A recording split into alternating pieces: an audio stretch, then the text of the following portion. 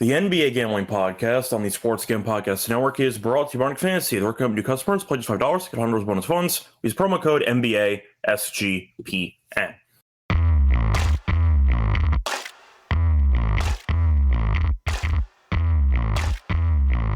And welcome everyone to the NBA Gambling Podcast here on the Sports Gambling Podcast Network. It is currently Wednesday morning, October 15th, around 11 a.m. Eastern. I'm your Scott and Lonte, once again joined by Lonte Smith. Together, we're going to break down the first two awards for our multiple award, series that we're going to have preseason. A reminder, season starts in 6 days, so keep that in mind. But point is, we are here to break down some awards, Sixth Man and Most Improved. Lonte, how's it going with you? What's up? Not much, man. Getting closer to the season. That's exciting. Yeah, man, but these awards are pretty interesting this year. I think it's a lot of things that are wide open and a lot of parity that's going to go happen in the league. So I'm looking forward to it. Yeah, same here. I think you can make the argument that some awards, MVP, Defensive Player of the Year, you can expect some favorites to potentially win the award. I feel like it's a more chalky award market. These two, not so much. These two can be very, very unpredictable because Most Improved just means that they weren't very good last year and suddenly they became good. Or you're a former number one pick and you randomly had a down year. Shout out to Ja, and they just randomly would give him the award. I'm hoping for the Most Improved, the Dyson Daniel winning the award last season might kind of get the award back on track. I think we lost the plot a couple years ago and we just kept giving it to former top 5 picks who had a down season or an injured season, and then they won the award. We never thought they were bad. I feel like, once again, maybe the Dyson Daniels award-winning season last year might shift the focus back to what it should be, which is kind of a bench warmer, a guy who's been an afterthought, suddenly becoming a very valuable piece to a team. So I'm hoping that that's what the awards turn into again.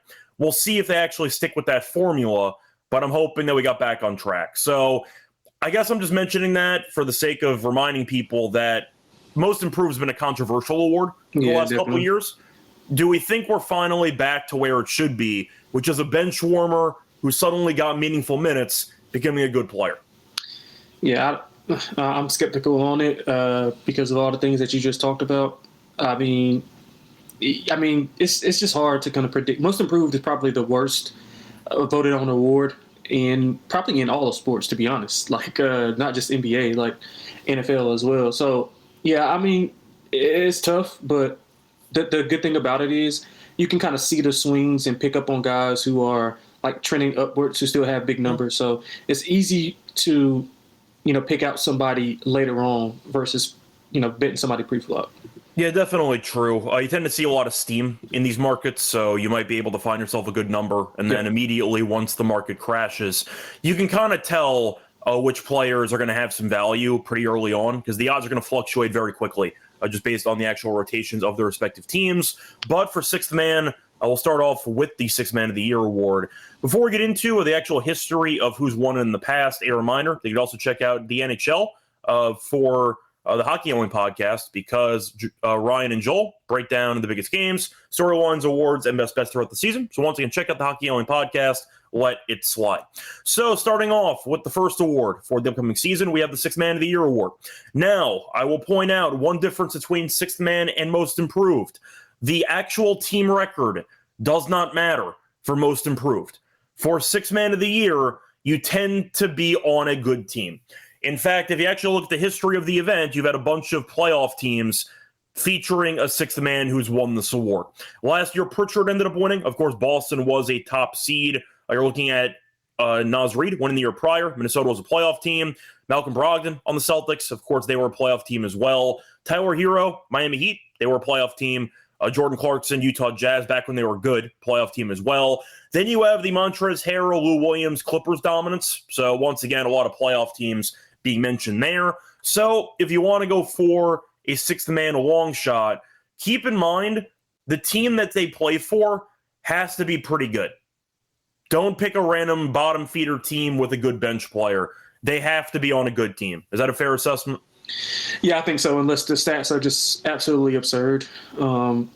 That's something that you can probably look at. Also, I would weed out anybody that you think will play starter minutes or may, benefit from being a starter for X amount of games. I forgot the cutoff of how many games that I thought it was half. I thought it was half. It's half. Okay, yeah. Yeah, so I would look at, some guys that, I typically look at guys who I think are going to get a lot of minutes, probably going to play. I mean, 6 men, oftentimes the players like Lou Williams, Jamal Crawford, they finish games. So I'm looking for those type of guys, high-end potential starters who can come in and contribute right away. So that's what kind of guys I'm looking for when I'm looking at 6 men. Yeah, I do think there is a loophole around it, though, because of the half and half rule. In theory, if you are looking at some injury history for starters, you can take a player that plays half the season or more on the bench, but will get multiple starts because the guy ahead of him tends to get hurt. So keep that in mind. That's a slippery slope, because if the guy in front of him gets seriously hurt, suddenly he's not qualified for the award anymore, because the replacement, your guy that you're betting on, might play too many games as a starter that you lose automatically. So keep that in mind, kind of a balancing act there. But moving on to the odds, now I am going to point out that this market does have a ton of different prices if you shop around. So I'm going to use BetMGM for this, but once again, you might be able to find a guy that we mentioned, for example, at 15-1, maybe at 45-1 down the street. So make sure you shop your lines. You're going to see a bunch of different prices for different players, but for the sake of convenience, I'm going to use BetMGM because they have a lot of players listed for their player pool. So starting off with the favorite, or with the co-favorite in the award market, you have DeAndre Hunter, who might start, might not, we'll see, but of course he is still on Cleveland. You have Naz Reid at 11-1, Jordan Clarkson now in the Knicks at 14-1. You have Simons, who joined the Celtics at 14-1. Ty Jerome, who's now Jaws backup in Memphis at 16-1. You have Tari Eason, 18-1. Reed Shepherd, 19-1. Josh Hart at 20-1. You have McCain, who's injured at 22-1. So there's no point in betting that now. I would wait. You have Norm Powell, who's now on Miami. Might start, might not start, but still 22-1. John Collins, 22-1 on the Clippers. You have Malik Monk at 25-1. Pritchard trying to repeat as sixth man of the year at 30-1. You have Cole Anthony, 30-1. Aldama, 30-1. PJ Washington, 30-1. Kuminga at 30-1. Shaden Sharp at 30-1. Bobby Portis at 35-1. Okonkwo, 35-1. Levert's at 35-1. Alexander Walker's 35-1. Grady Dick's at 40-1. To be honest, we can keep mentioning names. I might just jump around because there are so many players that you can mention. DiVincenzo is at 60-1. You have Lonzo at 60-1. McConnell's at 66-1, but of course he's out for at least the first month. Yeah, I think I named a bunch of people. If you want to go Bruce Brown back in Denver, that's a 66-1. You kind of get the point. So I'm going to ask you, Lonte. We'll start off with some long shots. Is there anybody that I did not mention that you think might have some value, maybe a super long shot for the market? Well, it's kind of going against what you said about six man of the year as far as the team. There's a chance the team could be good, though. You never know. Well, this team, I don't think we agree on. I'm looking at like Kyle Filipowski for kind of six man of the year. Now, I don't know if he'll be like sixth or seventh, but I think there's going to be a trend line to where they maybe move off some pieces and he's possibly, kind of ushered into that six-man role. Obviously, he had a really good summer, really good end of the season, especially if they move kind of Kessler, then they'll probably maybe he may start some as well, depending on when they do that. But I think the game threshold will still be within balance. So that was one of the long shots. I mean, I think he's a double-double machine. He proved it. He played against NBA level competition at the end of the year. Now, granted, the Utah wasn't playing at a high level, but I mean, the tanking thing is certainly a concern. But again, if we've been taught anything the past 2 or 3 years, tanking doesn't solidify you a top pick. So I'm a little bit higher on the Jazz. So maybe if they can get, close to 25 wins or something like that, maybe he'll get some consideration. But that's just that's just what long shots are. Out of curiosity, though, what was the price you said for Filipowski? I saw. Hold on, let me make sure. BetMGM doesn't even have him listed, so that's why I was asking. Yeah, so I saw this was on. I think this was on FanDuel. Let me make sure. I saw like 110, okay. like 110. All right. I mean, 110-1. Look, I don't think it's going to win just because I don't think the Jazz are going to be good enough. But that's good. I was going to say Filipowski for most improved, actually. So we're both high on him, but I think it's a better market than sixth man. Yeah. But we'll see what happens. But either way, I think he's a good player. But I still question the actual, I'd say, team strength of the Jazz. Anybody else you want to mention in the super long shot range? Super long shot. Who else was I looking at? Well, I guess I don't know if it's considered a super long shot, but Nickeil Alexander-Walker, he's like 30, right? That counts.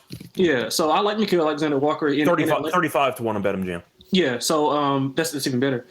Yeah, I mean, I just think he'll be in a more glorified role in Atlanta. Quinn plays a ton of guys. He relies a lot on the two-guard system, and I do think that he can play better defense and actually benefit from playing with Trae Young. So he won't get his minutes cut or anything like that. They paid him a lot of money, so he's going to play. I think he'll contribute. We saw what he could do on one of the highest stages in the NBA, play good in the playoffs.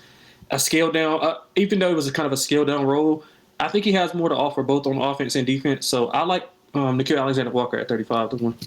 Yeah, I think he can definitely be a solid piece for that team. I mean, they acquired him for a reason. They think he can contribute immediately. So I do think that it's worth something there.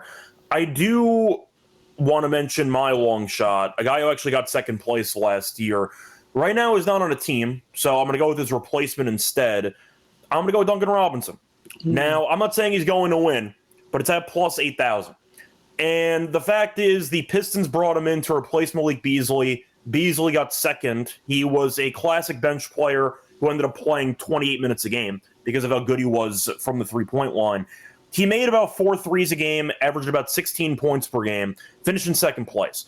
Now, I'm not saying that Duncan Robinson is going to be able to replicate that, but if he's anywhere near the same usage and the same attempt volume, I think 80 to 1 makes sense. Detroit people were high on as a potential team that showed a bit of potential last year. They lost in the first round to the Knicks, of course.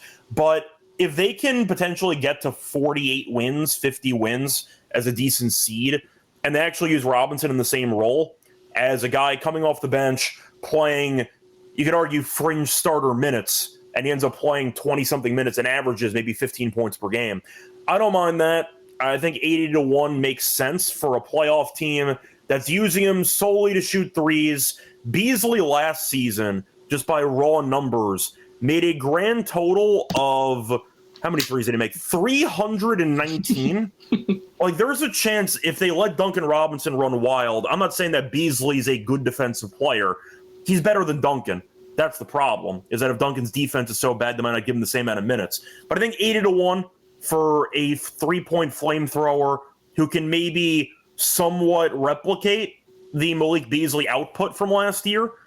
I think there was an argument that his role is going to be what Malik's role was last year, and you need him for a floor spacing anyway. It's a bit different now that Ivy's healthy, though, so I am aware that it's going to be a bit different, but I think 80 to 1's worth a flyer if you think Duncan can potentially average 14, 15 a game on maybe, like, I would say high 40s percentage threes. Like, if he shoots 46% from threes, some absurd percentage, and averages 14 a game, you think he's in the running off the bench? Yeah, he'll have a chance. I'm kind of worried about the role he'll carve out. That's the only thing. Yeah, but I mean, it's a long shot, like you said. So injuries happen. Ivy is going to be. I mean, not to spoil anything, but I kind of like Ivy for most improved. Duncan possesses the ability to shoot the ball at a high level, and he will have a ton of space because of what Cade attracts, especially off the pick and roll with him and Duran. So I like it. High volume. I mean, if he makes a ton of threes, Detroit will be it kind of fits your mode of Detroit being like a top 4 or 5 seed in the East. So yeah, I kind of like Duncan Robinson. It's a long shot for a reason. So I agree with it. I mean, once again, we're in the flyer section, so that's kind of why I'm starting there. I am going to throw out another guy. I think this team is going to go over the win total in the Eastern Conference episode, and I do think that this team maybe can escape the play-in for once. We'll see. I do want to mention Jovic at plus 8,000. I think that's worth something potentially. I know he has a back issue right now, so he actually ended up missing Sunday's game this past weekend, but once again, it's preseason. Who cares? Jovic last season averaged 10.7 points per game. 3.9 rebounds per game, but he only played 46 games. So I do think as a bench player, he started 10 games.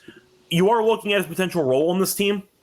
I don't know if his stats are going to jump up enough to be most improved because I don't see him averaging like 18 points per game. But you're looking at a Miami team that is going to be using Bam and Ware, Jovic. You could argue Jaquez maybe could be the sixth man on this team, but Jovic is a guy that just extended. They paid a lot of money for Jovic. I think that they like what he can do for this team.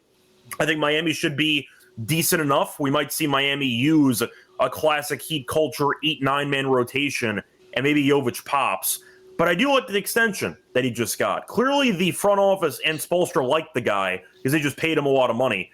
So we saw him in the playoffs. I mean, they lost by an all-time margin to Cleveland, but Jovic was the one player who showed up in that series. I thought he actually looked okay. I don't mind Jovic at 80-1. Once again, flyer section, but thoughts there? Because I think 80-1 makes sense for a Miami team that definitely could use him to play some serious minutes off the bench. Yeah, I like Jovic. He'll carve out a role. Obviously, he did some good things in the playoffs. He actually was one of the on-ball initiators once they got rid of Jimmy. So I think the usage will be there. Yeah, I mean, I like Jovic. I'm worried about his injury history, though, because he does get injured quite a bit. And, a couple of weeks here and there out can put you way behind the 8 ball, especially with some of these guys at the top who are going to get ample opportunities to be on TV and, be on winning teams. I think Miami is an interesting team. I don't think they're quite in the tier of, some of these guys that are on the favorites, like DeAndre Hunter, Jordan Clarkson, like some of those guys at the top. But I do think is a little bit of value in betting guys like Jovic, who's going to carve out a role and play significant minutes off the bench for a team who typically is probably going to need some bench scoring. I don't think they have a ton of guard depth at all, and I think Jovic can provide some of that. He's also a guy who can rebound, assist, so he'll fill the stat sheet as well. So I don't hate that. That's kind of what I was hoping for. I'm hoping if he plays enough minutes, maybe he could average like 12, 5, and 5. Yeah, 5 awesome. and 4. Yeah, see what happens. But 80-1, I didn't mind. I want to point out, though, a couple of players who might be popular choices, but I'm not sure they're going to actually be bench players. Dennis Schroeder, who I probably would take if he was on an actual team. Sacramento's a fake team, but he's starting. So, what's the point? Yeah. They're not going to trade him. They just signed him during the offseason. So I don't really see how Schroeder's supposed to win the award when he's supposed to start for the majority of the season. TJ McConnell, I would have taken, but of course, them being out for a month, there is a certain games threshold, which is annoying. But we know that if Indiana's any good, McConnell's going to be a big reason for that. So I wanted to ask you about some guys. We'll pivot for a second. Who are guys that you are not interested in that you think are getting some buzz? Ignoring prices, just some guys who you think are overvalued or just there is no value for the actual player. DeAndre Hunter, the favorite. I don't think there's any value in him because I think he'll be starting a ton of games. He's also hurt a lot. Yeah, that too. And I just think that they have a good front line as well. I just can't. I mean, I typically don't buy favorites anyway. So that's in this market, no chance. In this market, I'm not interested. I mean, Naz Reid, no, not a chance. Peyton Pritchard, not a chance. I'm not going to say not a chance for Naz, but I'm not going to pick Naz. Yeah, I don't think he. Yeah, I just don't think that. What did he win it like 2 years ago? Yeah, he won it 2 years ago. Yeah, I think they have. It's rare that you see a guy. I mean, unless it's like Jamal Crawford, Lou Williams type of thing. And I don't think Naz is going to play to that level. He's also vying for big. I mean, he's not vying for minutes, but it's also a nice rotation of big men, and he might slide in and play a little bit more 5, more than Rudy will. So, yeah, I'll mark off those kind of guys. Once again, I'm not picking Naz, but I think that you can argue there is a path for him. Yeah, it is. I shouldn't say no shot, but just I just crossed out. I don't think Hunter's got much of a shot personally, but I think Reed's got a better shot than Hunter. Yeah, Clarkson is interesting, especially in that system with Mike Brown. Do you think Clarkson's legitimately the 6th man on that team? Yeah, I do. Okay. He'll probably they'll move Deuce to 7th and kind of play him a lot with Brunson off the ball, free up some space for him. So yeah, I think Clarkson plays a lot of minutes for a lot of bench minutes for them, and New York will be a fun team. So yeah, but those are the few that I crossed off, along with guys like Dennis Schroeder, TJ McConnell. I kind of crossed off because I just don't know if the stats are going to be there. I mean, playoffs, yes, he was really, really good, but throughout the regular season, I'm not sure he'll get the numbers to do that. But that's just me, though. But yeah, the guys like that, and like guys like you talked about with Dennis Schroeder, who are going to play a ton, mark those out. I mean, he's listed as a starter on the depth chart. Mm-hmm. So yeah, guys like that, I didn't look at ton of that. I mean, I know Cam Thomas is starting, right? Who cares? I mean, that seems going to be terrible. Yeah, I got to imagine Thomas is starting. Yeah, so yeah, guys like that I kind of crossed off as well. Yeah, I do want to ask you, though, going back to some players you might actually like for this market. Yeah. Anybody else that has, I'd say, a decent price? Yeah, I love two guys. I love Anthony Simons for Boston. He's going to see a lot of minutes. Obviously, in that system where they shoot a lot of threes, he'll be really good in that system. He doesn't have to worry about kind of initiating offense or creating for himself. He has Derek White. He has Jaylen Brown. A lot of guys that are going to dictate some of the pace and gravity. I mean, I just like him in this system. He will probably be the sixth man. It's kind of weird with the lineup. Do you think Pritchard's starting? I would start Pritchard just because of him being able to. I think that Simons is a better scorer, and you want him off the bench whenever you have to rest, a Jaylen Brown or a Derek White. So you want some instant offense with him. And I think that, Simons is like a 18, 19-point scorer. So, yeah, I think they put Pritchard in the starting lineup for now. Maybe they alternate. Kind of just depends. You never know with Missoula. But, yeah, I think there's some value in Simons at that number, especially if we just cross out Pritchard, obviously, from not going back-to-back. So I like him. I also like Ty Jerome. I think he fills all of the voids that we talked about as far as playing some starter minutes with Ja's injury history. They paid him a decent amount of money. Their backcourt is interesting, I say, with Scottie Pippen Jr. and Ty Jerome. We saw Ty Jerome have a lackluster postseason, but he was really good in the regular season. I think it's a similar role from his time in Cleveland. So I like those two guys at the top. Yeah, for the record, I think Jerome should have won the award last year, but that's a separate point. Yeah. No offense to Pritchard, but I thought Jerome was just an instrumental piece to that Cleveland team during the regular season. But yeah, Jerome, I was interested in. Simons, by the way, is at 14-1 on BetMGM. Ty Jerome's at 16-1. I don't know if you have a different price available that you were looking at for those two guys. That's what I got too. Okay, so I'm going to go a bit longer for people I was tempted by. They're actually right next to each other. So first person, I do want to ask you, because it's going to be the annual question, but I have to bring it up. How many games do you think Porzingis actually plays this season? I don't know. You can't really I'd stay away from looking at reports of how people look in workouts, how they I stay away from. It's all about game stuff because I just want to ask: do you think Porzingis reaches 41 games played this season? No. You don't think so? No. Okay. Then you're going to hate my 37, 38. You're going to hate my choice then, because I actually like Okonkwo at around 35-1.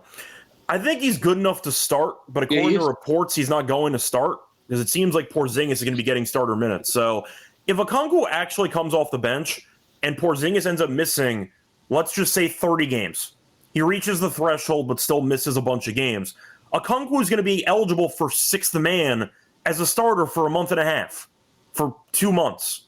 So it's a potential loophole if you want to try to assume pretty poor, I'd say, health for Porzingis. I like that, yeah. But healthy enough for him to actually reach a certain criteria where Okonkwo's coming off the bench for the majority of games this season. Yeah. I like the price. Okonkwo last season averaged about 14-9. Yeah.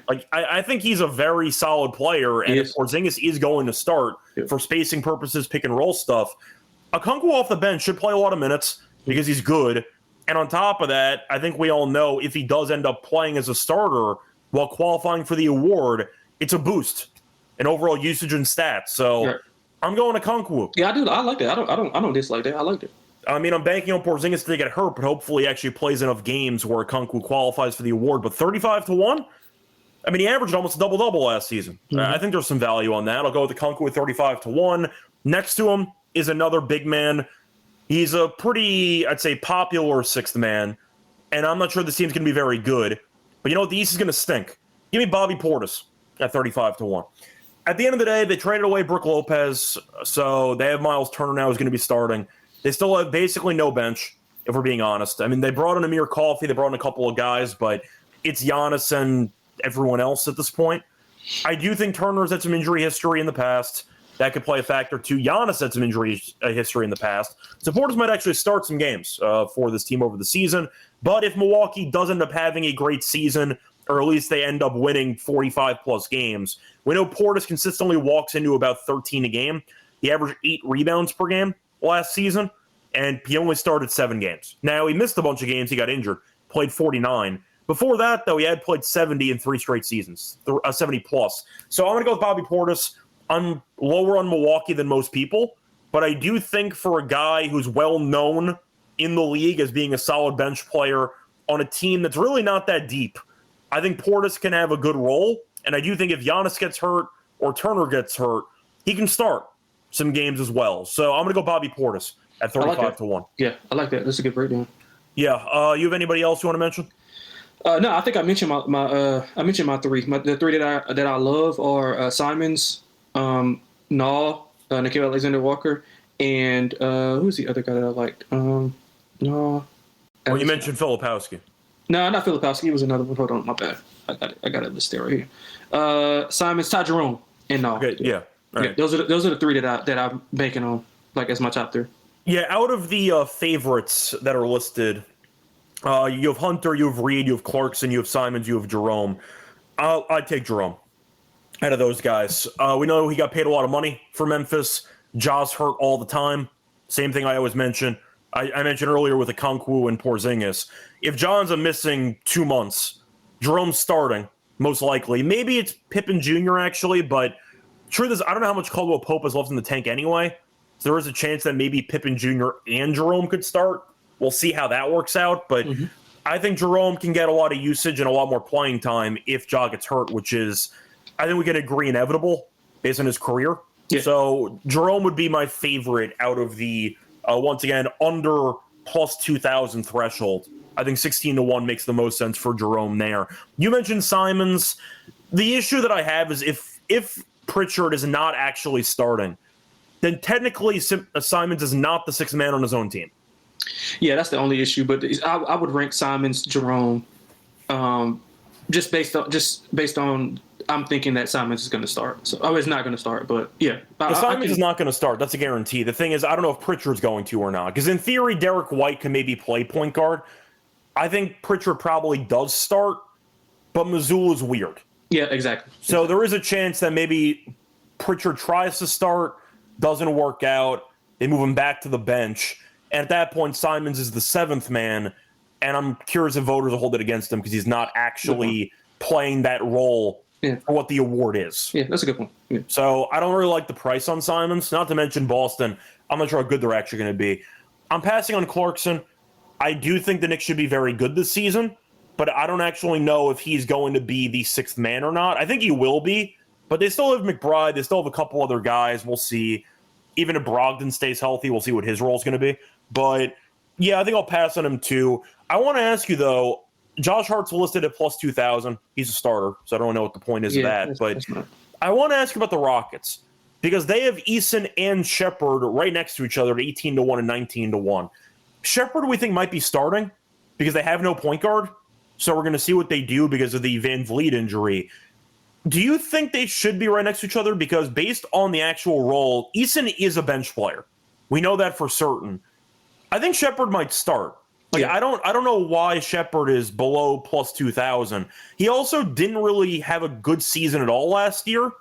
So I think he's more of a most improved guy. Yeah, that's one of the guys I was going to mention. Yeah. But I think the Reed Shepherd price here at plus 1,900 is an insane price. I think it should be a lot higher at like 40 or 50-1. You? Yeah, I agree with that. I was going to mention Reed in the most improved, but I think he's more of that type of candidate. Even if he's not starting, I think Tari Eason will be the first guy off the bench just because of the way that he fits Ime's style. He plays defense, he rebounds the ball, he can initiate as well, and they're going to need multiple initiators on the court without having a point guard. So I like the way that Eason kind of fits the style of play for Houston. Now, Reed, like I said, I think he's more of a most improved candidate versus 6th man. Even if he is off the bench, I think Eason will be ahead of him as far as like guys off the bench, for defensive purposes especially. I agree. I'll throw out 2 other names, though, of guys who are going to be popular choices, but I don't know how much they have left in the tank. First one's Alonzo. I have no interest because I'm not sure he even reaches the I'd say game threshold to qualify. He's at 60-1. He's the new backup point guard by default. So I love Alonzo, but I got to see him. 65 games? Yeah, I got to see him play. That's a lot. I can't take that. So I wanted to mention him. And last but not least, I'll mention him because he's reunited with the team he won a title with. Bruce Brown, 6 to 1. I like Powell, Norm Powell, better than Bruce Brown. Yeah, and Powell's probably going to be starting until Hero comes back, and then once Hero comes back, he'll go back to the bench. Yeah. So, all right, just asking because I know Bruce Brown can be a stat sheet guy that is going to be taking over the Westbrook role. Yep. I think people are going to be tempted by him. I don't think that he's going to win it. That's why I'm passing on it, but I kind of wanted your thoughts on Brown. Yeah, I would prefer Powell over Brown. I just think he's not going to do enough scoring. Yeah, I'll throw in Powell too at 22 to 1. Yeah, Powell's a good one. I do think with Hero starting the season on the bench because he's injured, I do think that Powell can start the season off hot, and then once Hero comes back, he'll already have some momentum behind him, which can make this price plummet. So, yeah, I think I'll take him as well for my choices. But once again, my options for sixth man, just looking at I'm gonna mention some guys that are once again longer shots, so bet responsibly for your choices. I do think Jerome has some value at 16 to 1. I think Powell does as well at 22 to 1. I will throw in Okonkwo 35 to 1, Portis at 35 to 1, and I'll throw in. I don't think I'm going to take Jovic and Robinson, so I think I'll go with Robinson at 80 to 1. Who do you just run through your choices again? Yeah, it would be Simons would be my top choice. Ty Jerome would be second. Nikhil Alexander-Walker will be third. I love Norm Powell at that number. And then I guess I'm trying to figure out another long shot. I'm going to try to convince you not to take Filipowski. No. Eason would be my other one. Okay. I mean, Eason's around like 19 to 1. Yeah, so that would be my top 5. All right, there you go. Anyway, time to move on into most improved. But before we get into that award, a reminder, they're brought to you by our sponsor, Book.ag. Use them to bet on football. Use them to bet on basketball, of course. They have hockey as well. Prop builder second to none. Their model simple. Bet anything, anywhere, anytime. Use crypto and get NFS payouts and deposits easily with crypto. So a reminder, head to mybook.ag. Use code SGPN for 100% bet back bonus $500 for customers. Book.ag promo code SGPN. We're also brought to you by Novig, which is the number one prediction market for sports in America. Getting some great prices on Novig, available in 35 plus states. Download the Novig app, $50 and spend just $5 if you use the promo code SGPN. Down the actual Novig, promo code SGPN. Welcome back, everyone, to the NBA Podcast. Finished going through the Sixth Man of the Year award market. Time to move on into Most Improved Player, which you could argue is the most unpredictable market because there are a bunch of players listed. Criteria has been very questionable over the years. We'll see how it goes. Now, for Most Improved, to read off the recent winners, Dyson Daniels won it last year. Before that, you had a bunch of good players who randomly won the award. Tyrese Maxey, Lauri Markkanen, John Morant, Julius Randle, Brandon Ingram, Pascal Siakam.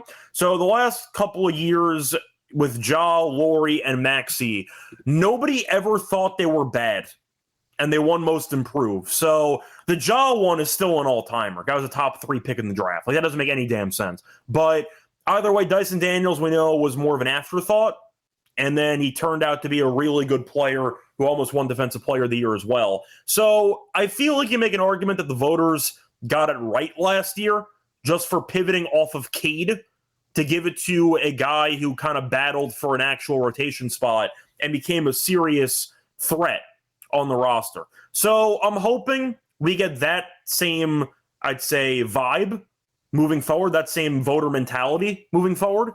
Is it guaranteed? No, because I think we'd agree that the voting criteria is the most random for this actual market. But for the odds, I'll read off some of them, then we'll do the same format as we did for Sixth Man. We'll go for some long shots, etc. You have Almond as the favorite at 10 to 1, Nemhard 14 to 1, Mathurin 14 to 1, Avdi is 16 to 1, Buzel is 16 to 1.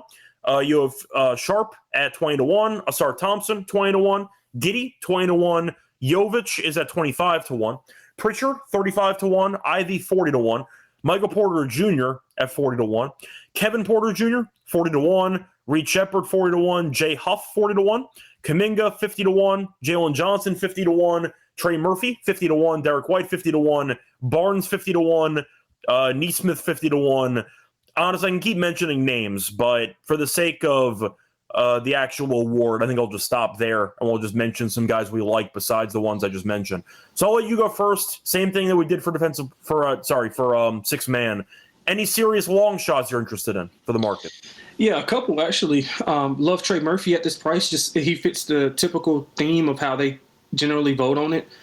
Injured last year, he's awesome, but I think that he can elevate his game even more, especially if the Pelicans. I think I took the over on the Pelicans. I'm not sure if you did, but I'm a little bit higher on them than most people. I ended up taking the over, but not by a lot. Yeah, so I think Trey can be really good. I think he can be a fringe all-star with the way he shoots the ball, with the way the spacing is, especially with Zion's on the floor. He just got to stay healthy. So if healthy, I think 51 is a good price for Trey, who's a good scorer. And I think he'll battle for all-star. So Trey Murphy is one of my longer shots at 50-1. Also love Ivy, good comeback story, good team. He was really like hitting his stride before he got injured. So I think him in that system, beside Cade, as another ball handler, if he can ascend to be, 17, 18 points, 4 or 5 assists, I think he's got a shot. So those are my two longer shots at 50-1.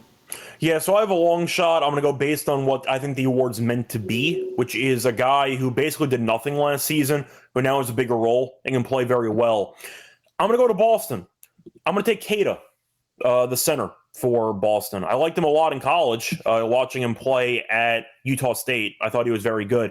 But he was picked 39, so he was a second-round draft pick. Last season, buried in the depth chart because, of course, they had Porzingis. They also had Cornette. Both those guys are gone now. So Keita's supposed to start.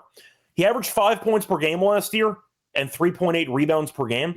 Also a good defensive player, so I do think he can have an impact defensively. But he played 13.9 minutes per game last season. He's the starting center. Looking at the depth chart for Boston, they have Keita, they have Luke Garza, and it's basically it.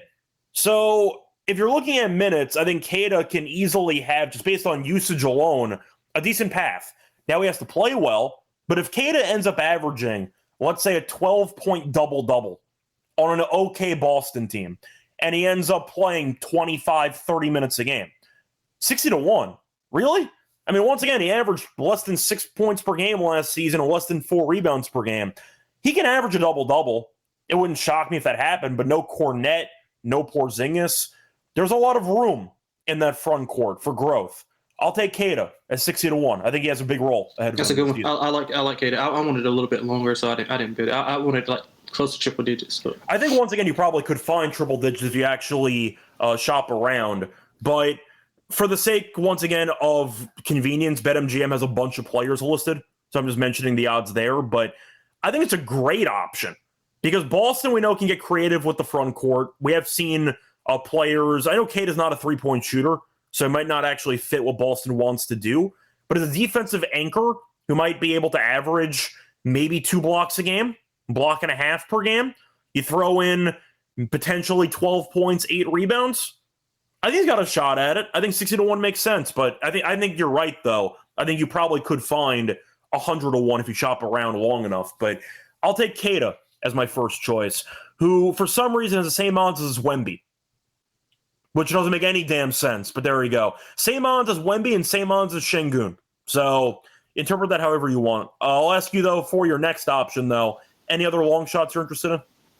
No long shot. Well, I guess it would be considered a long shot, but I like Shepherd, Reed Shepherd. We talked about it, and he's going to get a lot more opportunity.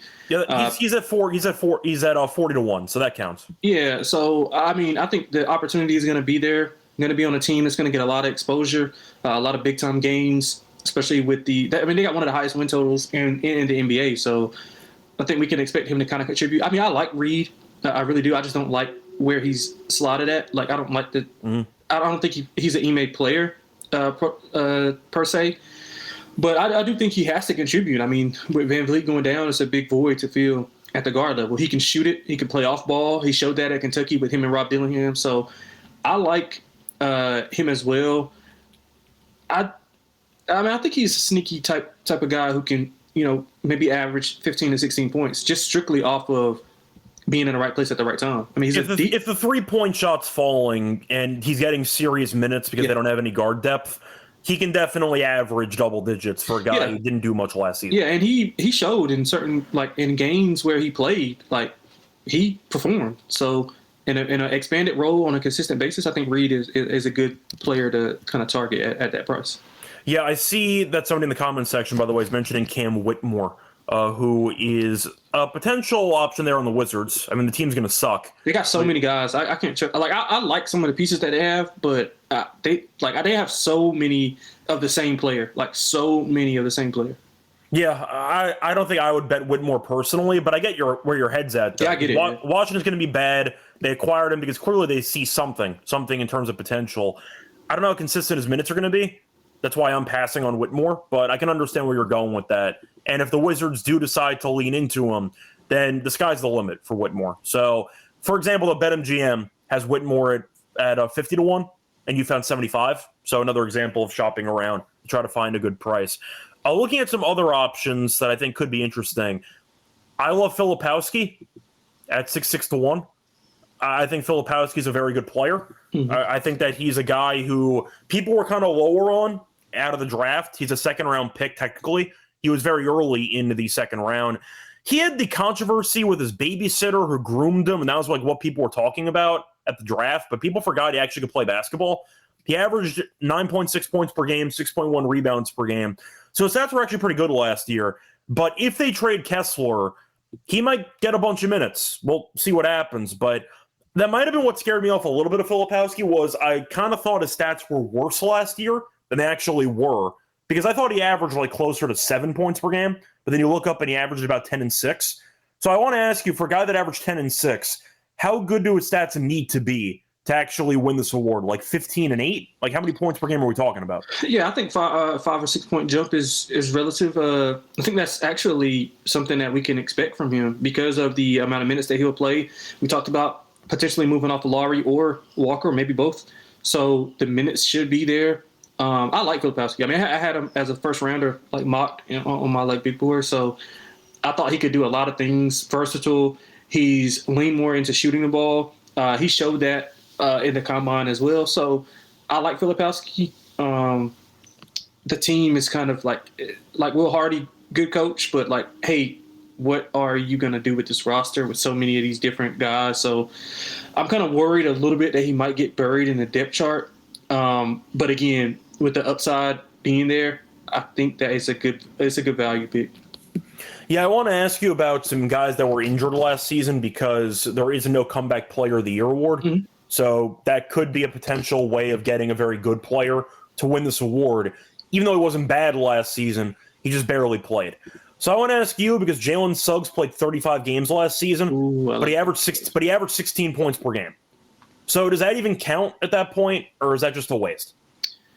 You know what? I didn't think about Jalen Suggs, but that is a good one. But I don't know if it is or not because he averaged 16 points per game last year. Yeah, and he's on a better team because of Bane, so he'll likely get less touches. So I would mess with. That's kind of why I was asking though. Do you think he would be excellent for a comeback player though? Him and Ivy would be like co-favorites. Yeah, I would bet him if there was an award market for that, but there isn't. So that's kind of the tricky part. Yeah, I would mark him off here. What do you think of Terrence Shannon's role? He's 50 to 1. Yeah, I would probably look at Rob a little bit more. What is Rob Dillingham? So Dillingham is at 200 to 1. Yeah, maybe I would look at him a little bit more because they're probably going to try to ease him in. Shannon back front court, I guess is okay. I mean, he'll be playing behind Ant and McDaniels, so I think it's easier for Rob to kind of carve out minutes because of the Conley issue. And they're kind of been saying all last year, like people were asking like why Rob wasn't playing, and they kind of want to ease him into it, make him get more physical, better on the ball decision making. So I would look at Rob before I look at Shannon. Although Shannon did have obviously the playoff success, I just don't think that he'll make a bigger impact than what Rob would if Rob is able to be allocated those minutes for Mike Conley. It's going to bring Mike Conley along a little bit slower. Yeah, I do want to ask you about another player, though, because there is a guy who I was interested in who made a jump in the postseason, but his regular season numbers weren't that great, and actually has a big role at the moment with this team. We keep going back to Miami, but off night, Davion Mitchell, 100 to 1. He averaged 7.9 points per game last season, 4.9 assists per game. He played 31 minutes with Miami in the regular season. He averaged 10.3 points. Mm-hmm. In the playoffs, though, he averaged 15. They paid him. They clearly like him. Any thoughts on Davion at 100 to 1? Good player. Just don't think I don't think he had the offensive capability to boost anything. And we talked about Jovic. I think Jovic is probably going to be playing a little bit more than what he will be, just because of size and playmaking. But if he could score even a little bit, I think he would be prime. But I just don't think he'll put up the numbers to be good, like defensive, analytic type of person. But I just don't think offensively he has. If the 3-point shot's falling, maybe, but he's been a pretty streaky 3-point shooter. Yeah. But I was trying to think of other guys, and Jovic I thought about. I ended up passing on him for the sixth man. I chose Robinson instead of the price range because we mentioned Powell. So Jovic might not actually be a sixth man on his own team. So that's kind of why I pivoted off of that. Jovic I'm not going to take because his stats last year were actually not that bad. Now the usage might go up, but I ended up passing on Jovic because of it. But I'm trying to think of other guys maybe we can talk about. But I got a guy that I like. Okay, sure. So Buzelis. I think Buzelis is primed for a breakout season. They moved off of Levine. You saw him kind of get into a little bit more of the on-ball action. Him, Kobe White played really well together, and Giddey. They played really well together. He's athletic. I think he can increase it. I think he can be a 14, 15-point scorer. I mean, he was mocked to be like the top overall pick before the research thing. So for reference, by the way, he was 11th in the draft. He averaged 8.6 points per game, 3.5 rebounds. I think he can get that to 14, 15. The 3-point shooting has been a point of emphasis of how he wants to get there. He's a bouncy athlete, so he's going to see a lot of highlight plays.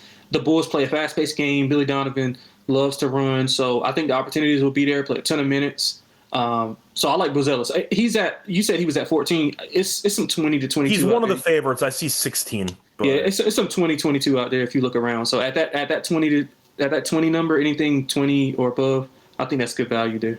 Yeah, so I agree with you about Buzelis. That was going to be my favorite choice out of the lower odds guys because you have Amen, who everyone already knows is good. Nembhard could be interesting with the injuries that the Pacers have to the backcourt, but I think people know after the playoffs that Nembhard is a good player. Mathurin, same story. I'm not going to pick between two guys with the same odds on the same team. Avdia, I think we all know is very good. I think Avdia has proved he's good already on Portland. I don't see him having another leap. I just think he's an objectively solid basketball player. Buzelis last year, pre-All-Star break, averaged 6.4 points per game. Post-All-Star break, 13 points per game. So he already showed he can average around 15 for maybe even the course of a season. I like Buzelis as my favorite choice for the lower odds. Yep. You have Sharp, who's potentially at 20-1, but I'm going to pass on him there. Portland's got a lot of guards dash forward, so I don't know if the playing time will be consistent for him. But Buzelis is my favorite choice out of the lower odded players after watching him post All-Star break kind of thrive with this team. So, yeah, I think we covered it for most improved. Yep. Anyway, I was going to wrap it up for the two awards we're going to talk about in this episode. Before we get into the best bets, a reminder, they're brought to you by our sponsor, which is On Fantasy. Play the pick'em entries. You win 5 times your entry. Pick higher or lower on your favorite player stats. Pick higher or lower, and once again, you can make a bunch of money. And you're looking at the new offer they have for new customers. Play just $5, get $100 bonus funds. Use promo code NBA SGPN.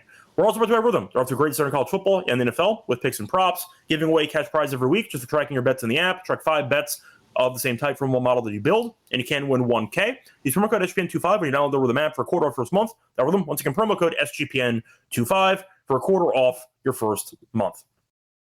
Welcome back, everyone, to the McGann Podcast. Finished going through our thoughts for Sixth Man of the Year and Most Improved. Time to move on into our best bets. Lonte, I know we kind of covered it a bit for the Sixth Man already, but you know what? We'll go with our top 2 choices for each award. For Sixth Man and for Most Improved, what are your best bets? Sixth Man top would be Ty Jerome would be 1, and Anthony Simons would be 2. Those are my top 2. Okay, and what about for the other award? For Most Improved, top would be Buzelis. The second would be Trey Murphy. Okay. So for mine, I'm going to go a little bit bolder with my Sixth Man of the Year. I like Jerome as well, but I'm going to go a bit longer. I mentioned them before. I'll go with the same prices exactly. Give me Bobby Portis at 35-1, and give me Okonkwo at 35-1. I think Okonkwo is my favorite out of that entire group because Porzingis is supposed to start. We know he's guaranteed to get hurt at some point. So I do think if he gets to 41 games, Okonkwo is still going to play a bunch of minutes because he's really good. And I do think that he can definitely have a solid role with this team. And Atlanta might win 50 games, question mark. So I think that that's going to be my main choice. But I'll go with Portis at 35-1, and I'll go with Okonkwo with 35-1 as my two choices for the Sixth Man of the Year award. For Most Improved, I'm going to go... I mean, you mentioned Buzelis already, who I agree with. That's at 16-1, but you said there were better prices out there. I'm going to take Keita at 60-1. I think it's a great price for a starting center in the league with not much, I'd say, size in the front court. They lost Cornette. They lost Porzingis. There is a massive opening there. So I'm going to go with Keita at plus 6,000. I think that's it. Thought about Filipowski, but honestly, his stats were better than I remember them being last year. So I'm not sure if he's actually going to win the award, but I am interested in him in general. So we'll see what happens. Maybe I can wait on Filipowski until Kessler gets traded, and then I'll bet him mid-season. But yeah, I think my two is going to be Buzelis with you, and I'll also end up throwing in Keita. I thought about Reed Shepherd. I don't actually know how good he is. Like, I know what Buzelis can be with this team. Reed Shepherd is a complete wild card who Houston's praying turns out to be good. Yeah. So that's kind of going to be my two. I'll overlap with you with Buzelis, but I'll also throw in Keita as my long shot. Anyway, it's going to wrap it up for the show.